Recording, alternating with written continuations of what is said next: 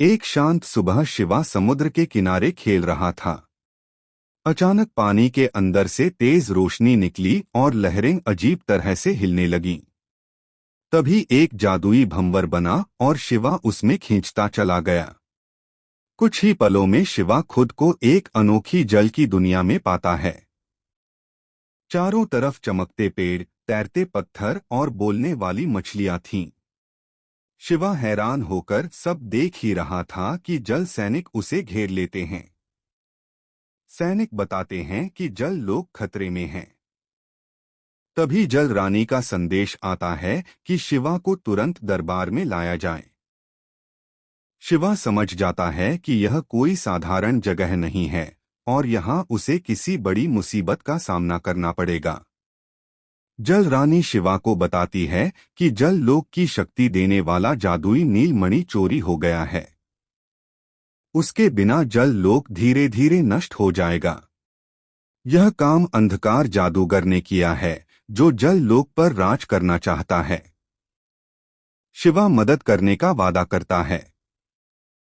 जल रानी शिवा को एक विशेष जल शक्ति देती है, जिससे वह पानी में तेजी से दौड़ सकता है और सांस ले सकता है।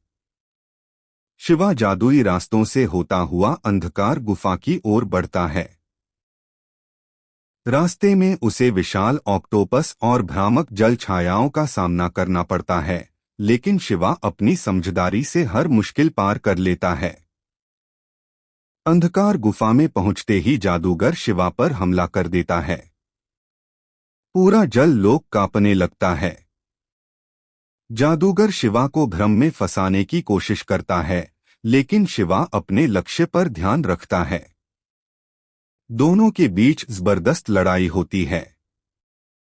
जादूगर अपनी काली शक्तियों से जल को जहरीला बनाने लगता है। शिवा अपनी जल शक्ति और फुर्ती का इस्तेमाल कर नीलमणि तक पहुंच जाता है। आखिरी वार में शिवा जादूगर की शक्ति को तोड़ देता है और जादूगर हार मान लेता है। नीलमणि वापस अपनी जगह पर आते ही पूरा जल लोक फिर से चमक उठता है। जल रानी शिवा का धन्यवाद करती है और जल लोक की ओर से उसे सम्मान देती है। जल की दुनिया फिर से सुरक्षित हो जाती है। जादुई रोशनी शिवा को वापस समुद्र किनारे पहुंचा देती है। सब कुछ पहले जैसा शांत हो जाता है, जैसे कुछ हुआ ही न हो।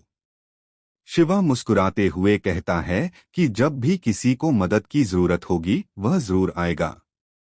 इसी के साथ शिवा का यह रोमांचक जल लोक का सफर समाप्त होता है।